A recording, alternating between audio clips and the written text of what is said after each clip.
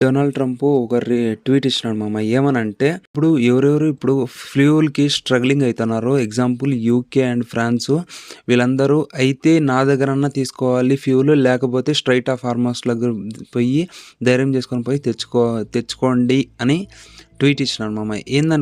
Tweet చేసిన దానికి ఏందనుకంటే రీసెంట్‌గా ఇరాన్‌కి అపోజిట్‌గా మాతో ఇరాన్‌తో ఫైట్ చేయాలని యూకేకి మళ్ళా ఫ్రాన్స్‌కి వార్ జాయిన్ అయ్యమని చెప్పినాడు. కానీ వీళ్ళు ఓపెన్‌గా ఏమని చెప్పేసినారంటే ఇరాన్‌కి మాకు ఏం సంబంధం లేదు.